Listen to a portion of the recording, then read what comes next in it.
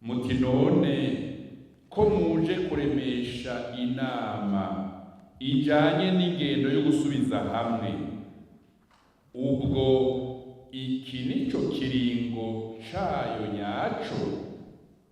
Ico kibazo twarakibajije, twongera turakibarungikira, dushaka kugisangira, ariko twebwe nk'umugwi aho twicaye tuvuga tuti inyishu ni ego cane. Ni ego cane kuko ubu turi mu gihe c'amahoro. Kukaba nkako igihugu cacu c'Uburundi caraciye mu makuba menshi yahekuye abavyeyi, abantu barapfa, abandi bagenda amazi mayongo.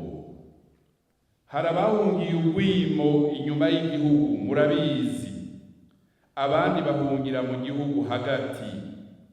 Hari abacitse kw'icumu, abandi baba abapfakazi, imfuvyi, canke abatagira icepfo canke icaruguru, kandi imbere yaho bari bafise ico biha n'ico baha abandi.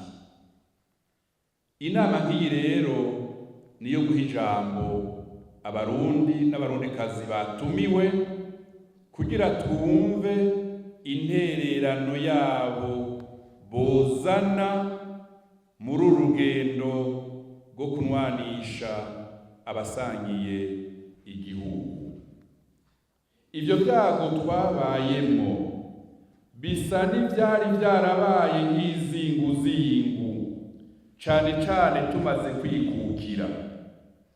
Aha twokwibuka akabi kabishe ko mu myaka ni myinshi cane y'igihumbi kimwe amajana 965, igihumbi kimwe amajana 969, igihumbi kimwe amajana 971, igihumbi kimwe amajana 972, igihumbi kimwe amajana 988, igihumbi kimwe amajana 991, tutibagiye igihumbi kimwe amajana 993 n'inyuma yaho bagandaguriye umukuru w'igihugu nyenicubahiro Melchior Ndadaye.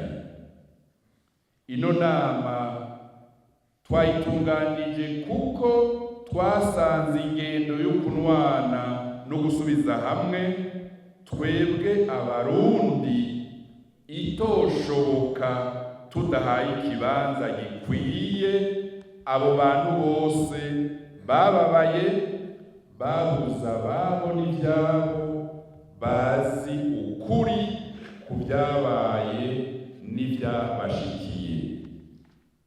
Aha rero kw'izina ry'umugwi no kw'izina ry'abo dusangiye ubutumwa novuga nti Uburundi burahambaye kandi burahiriwe kuronka umwanya wo gufurura kahise kugira tumenye ibyabaye, kugira tuve mu nzira y'umuzimiza, kugira ngo ibinyoma